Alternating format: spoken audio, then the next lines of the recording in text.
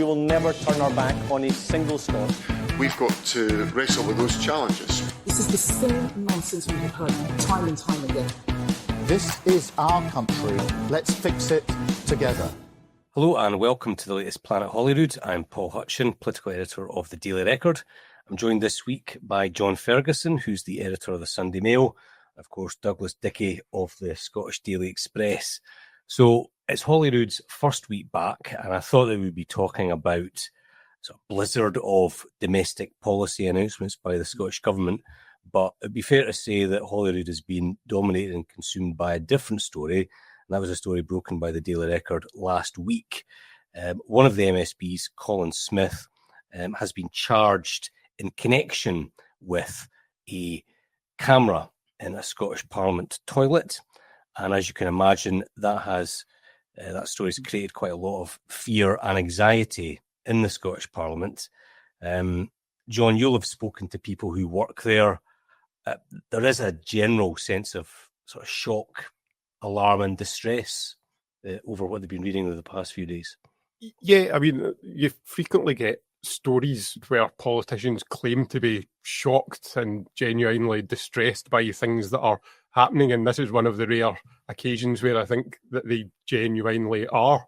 All of the MSPs I've spoken to just can't believe it, can't understand it, and yeah, I think they're genuinely very perturbed.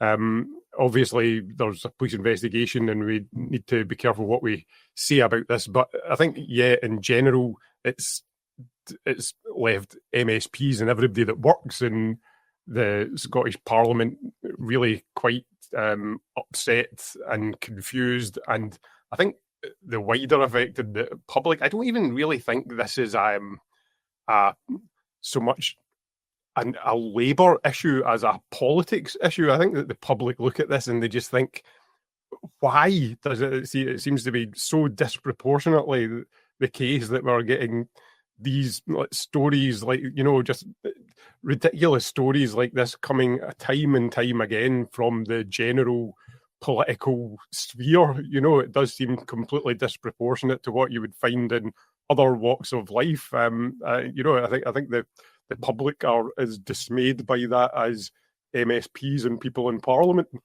Doug, I mean, I don't think I've had sort of the reaction to a story since I joined the Daily Record. It's been pretty intense the last few days. But if you're trying to imagine that you're someone who works in the Scottish Parliament, and I do, I mean, there is this sort of sense of not paranoia, but, you know, at the very least, people want bathroom dignity, and we've had a sweep of the building by the cops. We've had John Swinney comment on it. We've had Anna Sarwar comment on it. We've had the presiding officer, Alison Johnston, comment on it, but she's kind of tied by what she can say. And clearly it's alive. We'll be very careful, but, you know, in a very general sense, people want answers, don't they? I wouldn't blame you for feeling a wee bit paranoid, for feeling very exposed. It just shows you that, I mean, the whole story is just bewildering. It almost defies belief. So, you know, people are going to want to know, you know, when did the police find this footage? Do they know how it came about? You know, when are we going to get answers? Obviously, it's now, you know, there's legal proceedings taking place, and there's one thing we've learned about, you know, the wheels of the Scottish legal system rarely run particularly quickly, so it could be quite a while before people who really deserve answers. And it's not just, you know, those allegedly caught on film as well who'll be feeling this. I think, you know, every time someone goes to the toilet at Holyrood now, they might be, you know, they'd be within their rights to be sitting there thinking, you know, is Big Brother watching me, so to speak? It's just absolutely, I think that it's the most bizarre story of the year in some ways, but also one of the most shocking. I think it's deeply disturbing, actually, that this is, you know, that this has happened, and I've got sympathy for all the MSPs caught up in it, regardless of party. I think ultimately, John, as this goes forward, it might be seen as a Labour issue. It's not a great look for, Anis Sarwar, for one of his absolutely. MSPs to be suspended from the whip and, charged by the cops. And again, notwithstanding the fact that we've still got a legal process to go through, Colin Smyth, like everyone else, is entitled to. And he absolutely completely rejects the so as well. So, but it's not a great look. 9 months, especially given Holyrood election. He was the general secretary of the party previously, so this isn't just a sort of unknown MSP. He's held very senior positions in Labour. No, he has. I mean, one aspect I think we can talk about is the police. Now, they say that they charged Colin Smyth over the possession of indecent images on August the 5th. The Parliament says that it was only about 2 weeks later that they got confirmation of charges and the identity of the person who'd been charged. And I know that there are MSPs who believe that the police were too slow to inform the Parliament, and that the Parliament should have been informed on the day that Colin Smyth was charged. So, look, I mean, this, as I said, is the first week back. There have been a couple of big announcements by the Scottish Government. One of them was on housing, and I'll just get the details there. Obviously, we're in the middle of a housing emergency. I think there's 10,000 kids in temporary accommodation. The Scottish Government announced £5 billion to build 36,000 new houses. We also had new stats on drug deaths. It's to be welcomed that drug deaths are down, but I think they're still the highest in Western Europe. And I'm just thinking that on both these fronts, drug deaths and the housing emergency, it feels like SNP ministers are wanting plaudits for cleaning up their own mess.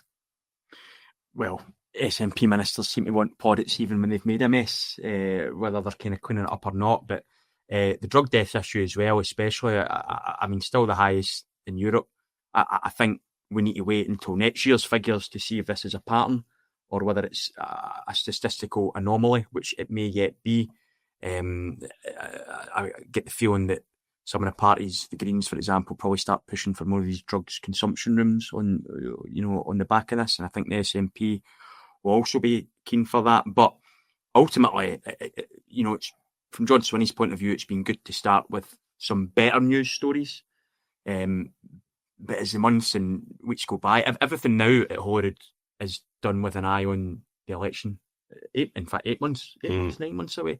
So, I'm pretty sure these announcements have been timely for the SNP, but by the time we get to next May, the proof will be in the pudding with the housing stuff. Like, ultimately, we've had promises to fix the housing crisis for years. When was it we declared a housing emergency? I think it was local councils did it first, and then the Scottish Government weighed in 2023. It was either earlier this year or I think late last year. It's easy to call an emergency. I mean, it doesn't you really need mean concrete action that actually. It doesn't really mean anything, and we've waited this long. And again, there's a feeling that SNP have had 18 years to kind of fix this. SNP have had 18 years to fix drug death. Under the SNP's watch, drug deaths have got out of control. They're still out of control. I think it's really important to highlight that over 1,000 is still dreadful. Much higher than anywhere else in the UK. Under the same, the SNP keeps saying that they need more powers to bring down drug deaths.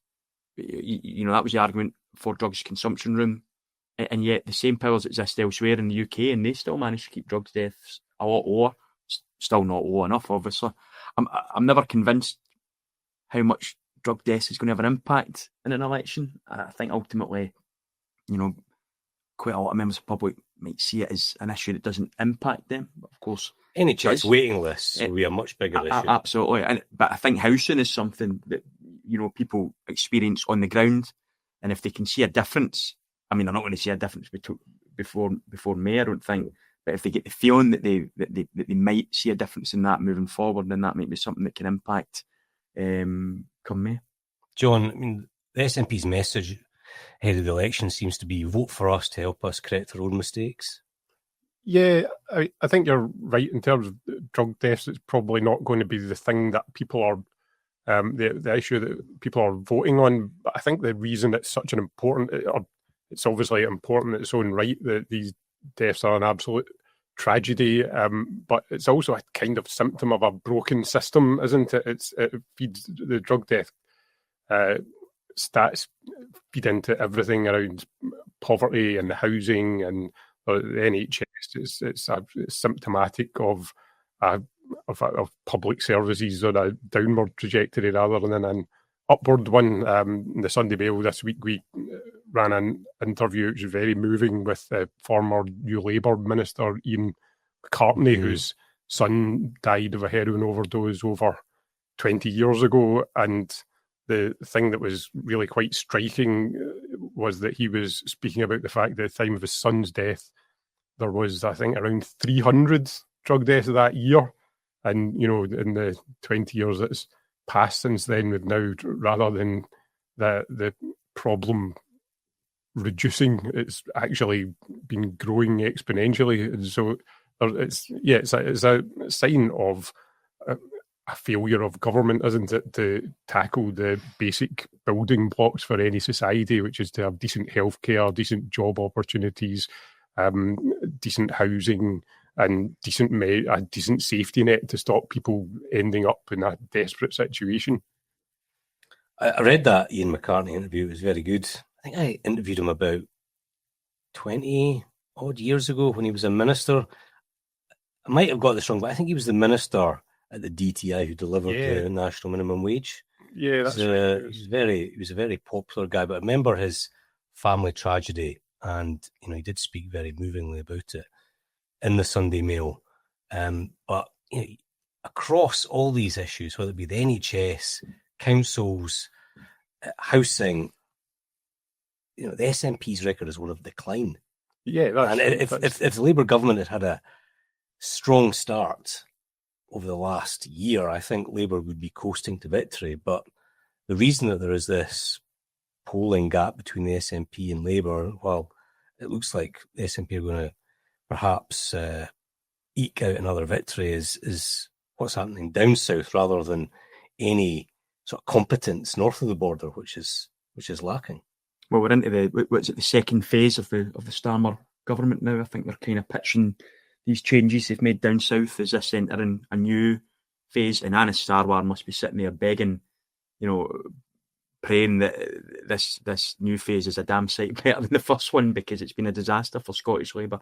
It's been a disaster for UK Labour, to be honest.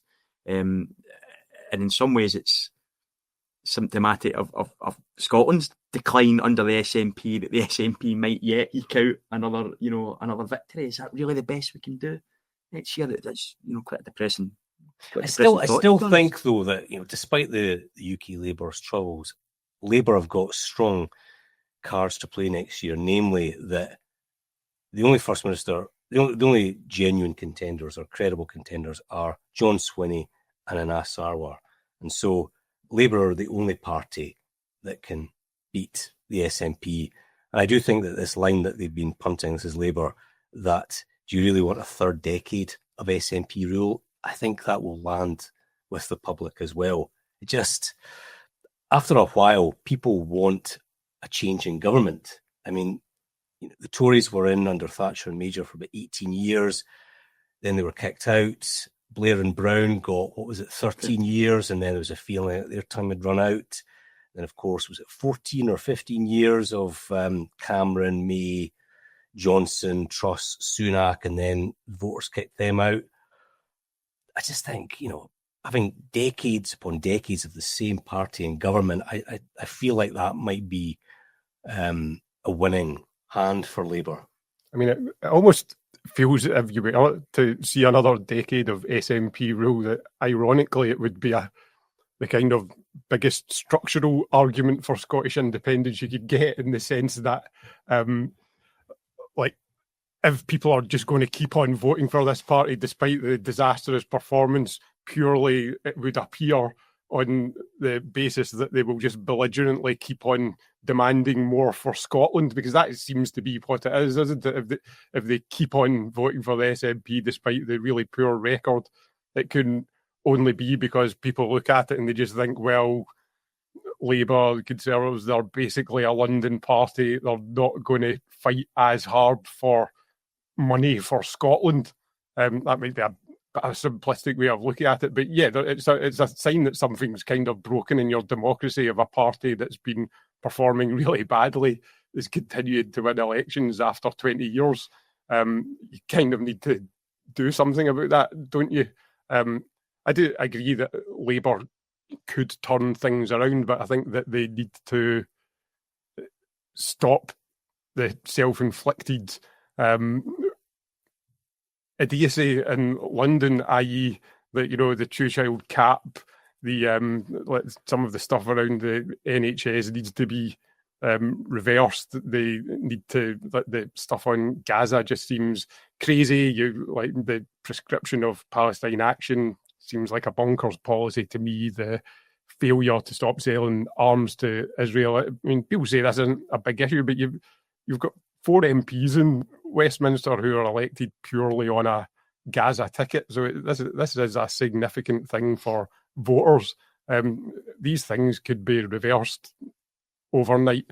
And the other big thing is that John McDonnell's writing in the Guardian today about this. He's saying that, fix the easy things, and if you were to come forward with a really big budget in the autumn, then that could really change things for Labour. That could actually worsen the problems, because all the indications are that they're going to be going for a tax rise simply to plug a black hole rather than raising taxes to do something progressive and good. But I think that's the point. They should be raising taxes to do something progressive and good, potentially borrowing more money to really try to kickstart the economy. I don't know. I think Keir Starmer would be well placed not to take advice from John McDonnell, to be honest. The party, when led by John McDonnell and Jeremy Corbyn, got more Theresa votes. May, They got more votes than Starmer. But they lost the election. That's true. Plural. Yes. Elections. I mean, I wouldn't. I think that John McDonnell should be listened to. I mean, I wouldn't write him off completely. I think I would listen to him more than I would to Jeremy Corbyn. But Labour do need some successes under their belt. I mean, they have done some good things in the last year, and they've been hopeless at communicating those successes. They just need to get into this sort of groove of good news and actually helping people in the cost of living crisis, rather than sticking to these spending rules, which get them to this cycle of constant tax rises and spending cuts, and it's just pleasing no one and alienating everybody. And right now, it may change. Right now, the biggest loser is Anas Sarwar. But he will. I mean, as we get closer to May, the focus will come away from UK Labour and will eventually fall on that's their the hope. SNP And government. they may be right on that. I think they will be right on that. Maybe not as much as Labour would want it to, but ultimately, people, voters aren't stupid. They understand that this, we're going in here to try and fix Scotland's NHS, to try and fix funding for councils in Scotland. Eventually, when that seeps through, I think you will see the SNP's polling figures drop.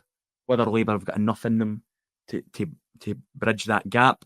If you're asking me right now, I still think the SNP will win the election, but with a massively reduced number of MSPs, and I don't think they'll get a majority if we add in the Greens under their new leadership. And I mean, it would obviously fascinating to see how that plays out, because we could have a real rainbow parliament. Well, he's not even talked about reform yet, Well, which exactly. is the elephant in the room. The elephant in the room. So, focus will eventually turn from that. I mean, devolved elections should be about devolved issues, and Westminster elections should be about the performance of the UK government of the day.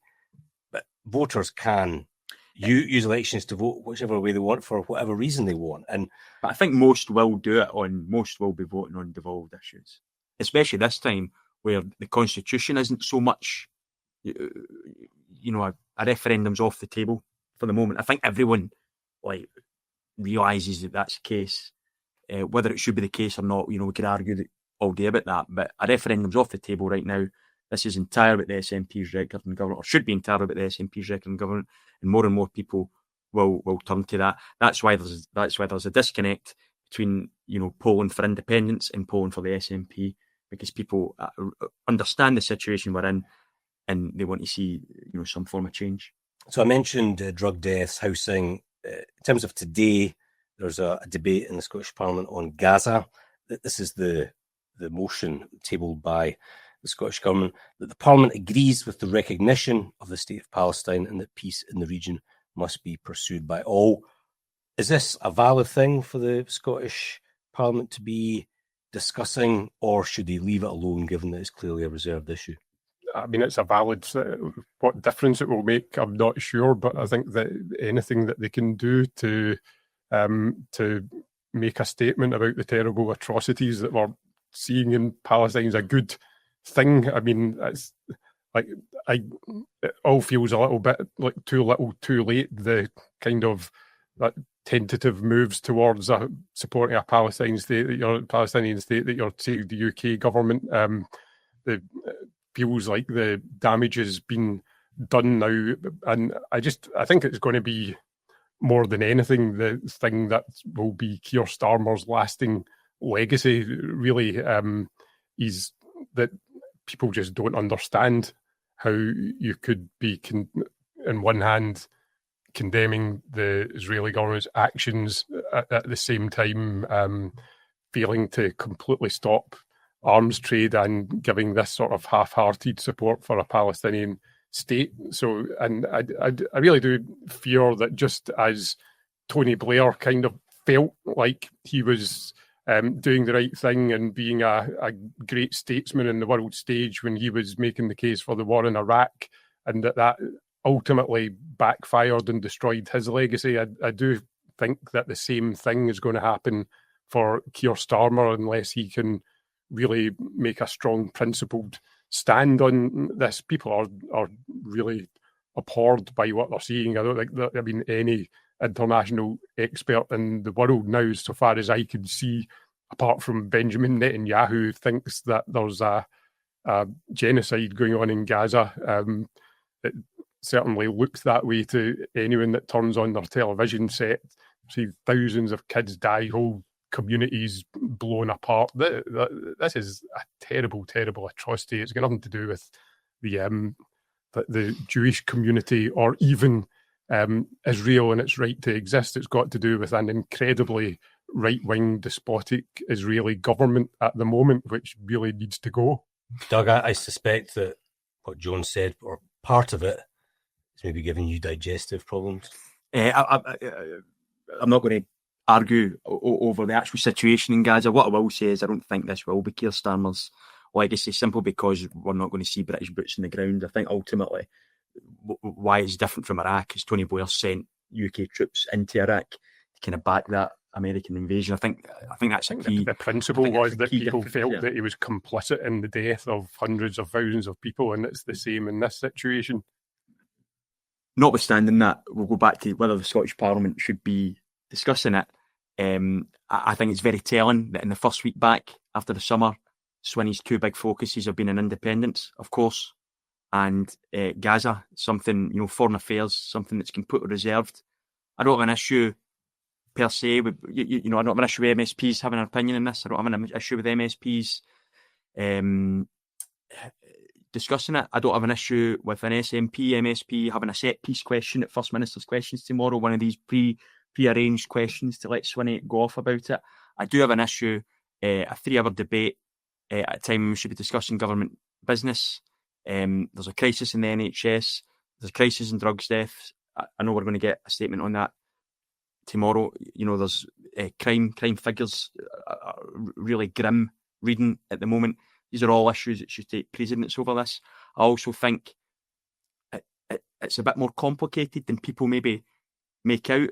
I'm sure Hamas will be raising a toast to the SNP tonight if they do back recognition of a Palestinian state as it is right now is in many ways legitimising Hamas. I don't think anyone, I certainly would argue against a two-state solution there, but we cannot be legitimising Hamas in this way. It's not really legitimising Hamas, is it? Hamas have position that government recognising the fact that they've got millions of people who at the moment are being obscenely persecuted. They But it's should not going to make. have I mean, what state difference is it going to make recognised. Hope tomorrow? that can give them some sort of protection. But it's a state run, or part of the state is effectively run by a terrorist group. It's a terror. So are we creating a terror state? I mean, there's no real. You're entering a circular argument here, aren't you? Where you're so Israel can continue to have carte blanche to do what they want. I mean that's not because I think Kill off another ultimately, I 100,000 think people, and what that's fine there because should they be are a the terrorists Palestinian and they're the state. government. There should be a Palestinian state, but Hamas should be nowhere near it.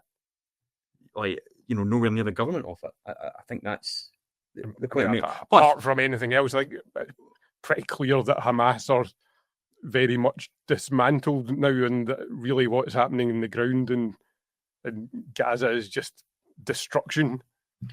I'm not going to disagree with that, but by recognising the Palestinian state as it stands right now as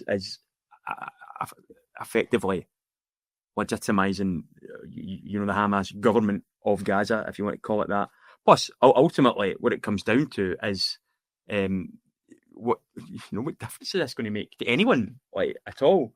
Whether Angus Robertson thinks there should be, a Palestinian state or not, it's just It's a reasonable gesture. It's a reasonable gesture. It can't both be. You can't have Hamas raising a glass to it and it being worthless at the same time. It's one or the other. Well, you can, because it's not going to make any difference. It just might make them feel good. But we've got a Westminster government for this. We elected 57 Scottish MPs last year to deal with foreign affairs, of which the vast majority were from the governing party, the party that went on to form the government. Isn't it? Let's leave it to the big boys.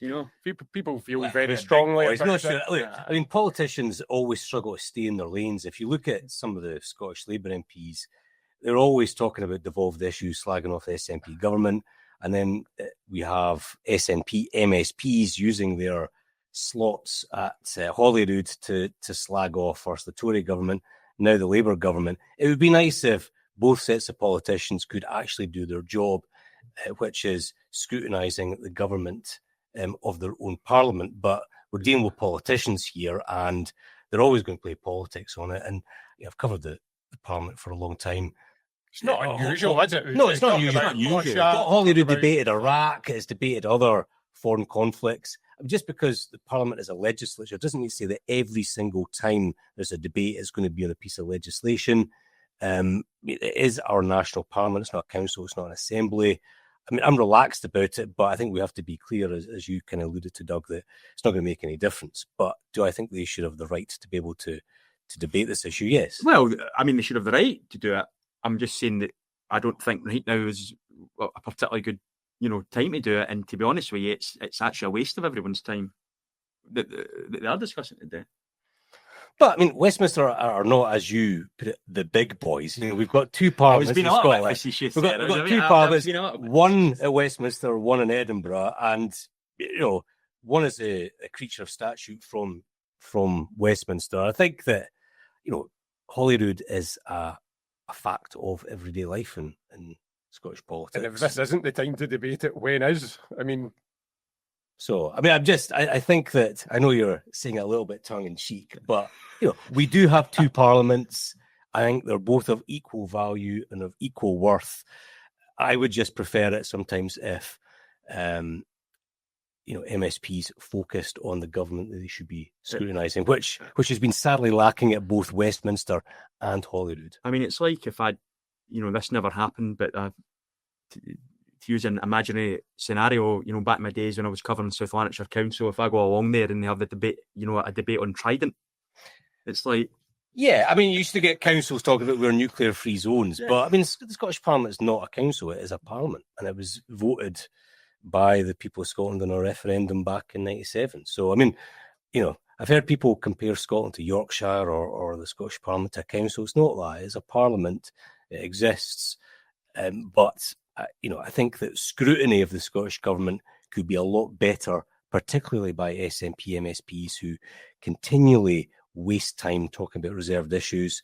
And I would send that message to Labour MPs at Westminster. And I think, apart from anything else, we've shown in recent weeks that we can hold our own in terms of sleaze, corruption, and competence. We're just as good as the big boys.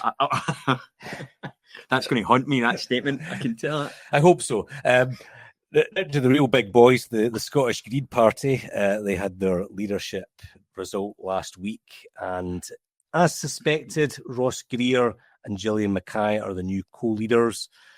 My view is that Ross Greer was the obvious choice in terms of one of the co-leader positions, because I think that, the Daily Express is probably not a massive fan of Ross Greer, but I think he's right on one fundamental issue, which is that if you want to get policies implemented, the best way of doing it is to be in government, not just being a protest party on rallies and marches. And if you look at what he said during the contest and what he said since the result, he wants to be back in government. I think that's a responsible, grown-up thing to be saying.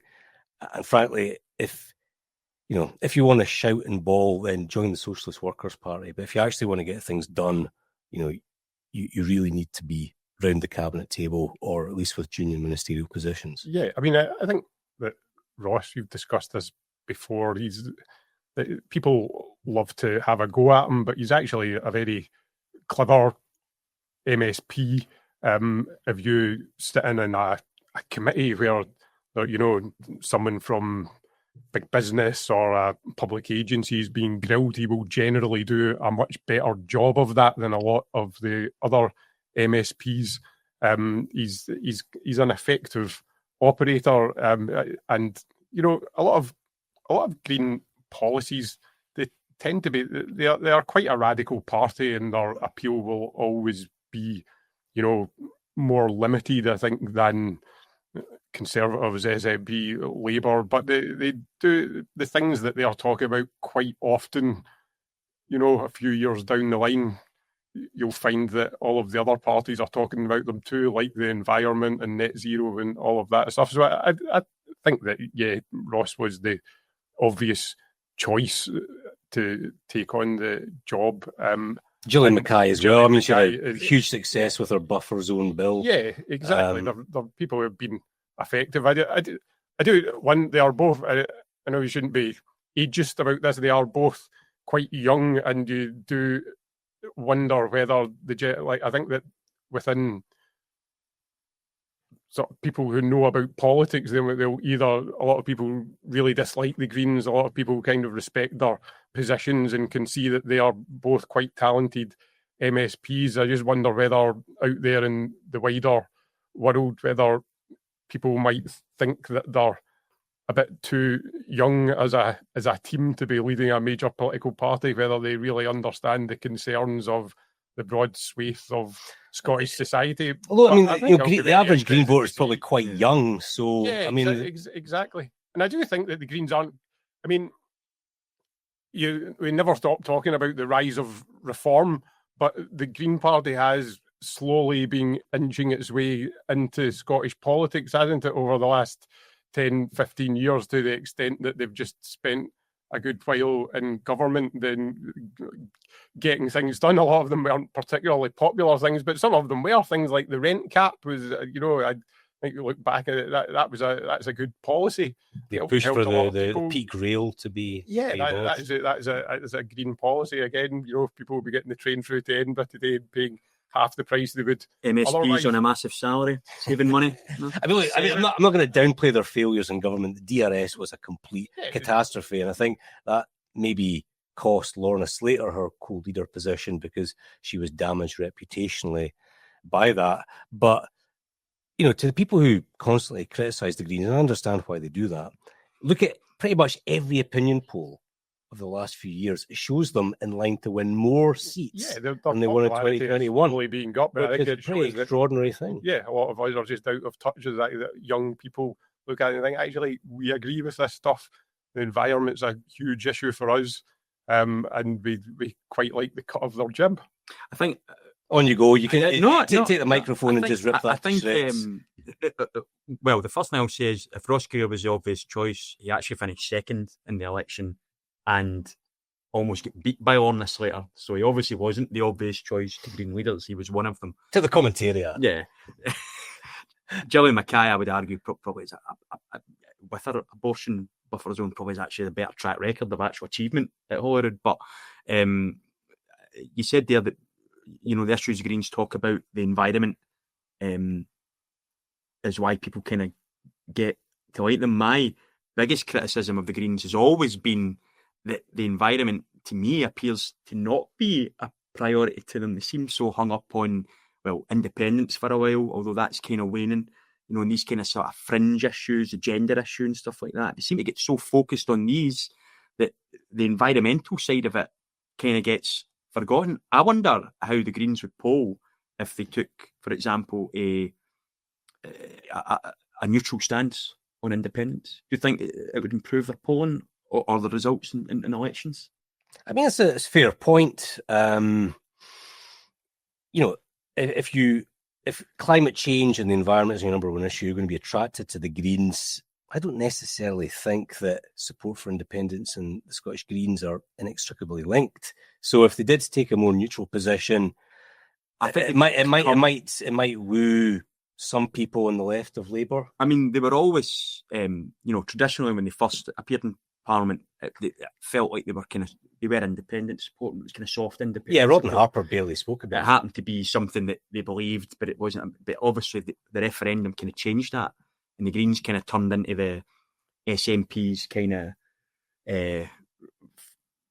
slightly out there wee brother. You know, it was just kind of like another faction of the SNP because we're tied so closely to that, and it's difficult for people. I know I said earlier on that the Constitution isn't in people's, you know, the forefront of people, but it's obviously at the forefront of enough people that it can still have an impact.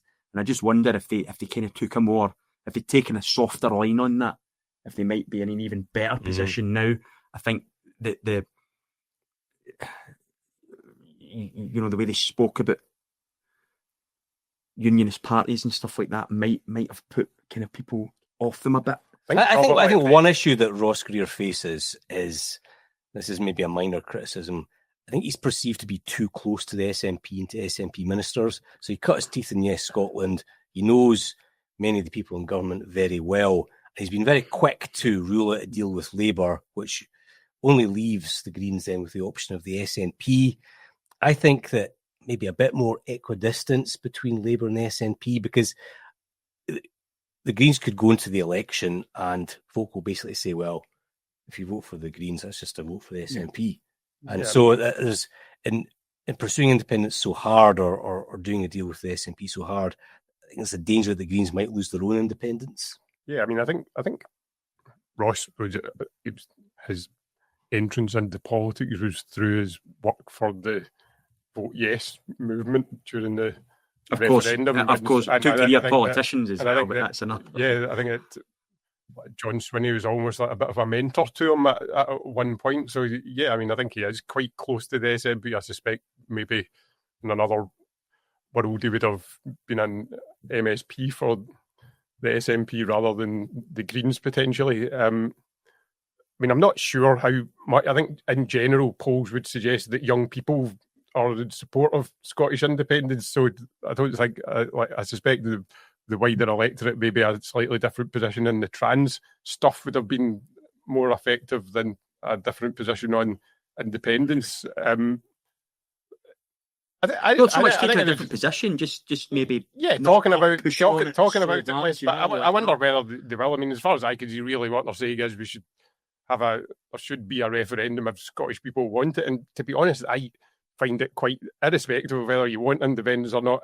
I think as the years go on, it becomes increasingly difficult if you claim to be a Democrat not to agree that at some point there should be a referendum if opinion poll after opinion poll continue to show that around 50% of people in the country want it. I mean, at some point it just looks ridiculous, or it looks anti-democratic if you keep on denying Scotland that right. So yeah, I mean, my prediction is that after the next election, the Lib Dems will be the party that wields the most power out with the big two.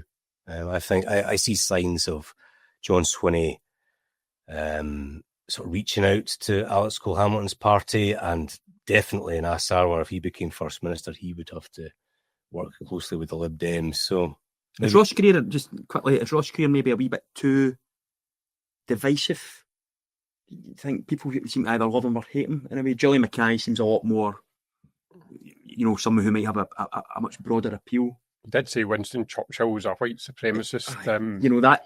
That kind of stuff makes him sound like a student politician, To be honest, I thought he came out of that episode quite well. He went head to head with Piers Morgan and gave him a bit of a pasting, if you remember. I think he beat Piers Morgan on that. I mean, regardless of what you think Piers about Morgan's awful, regardless of what your views on Churchill, I thought he handled himself extremely well.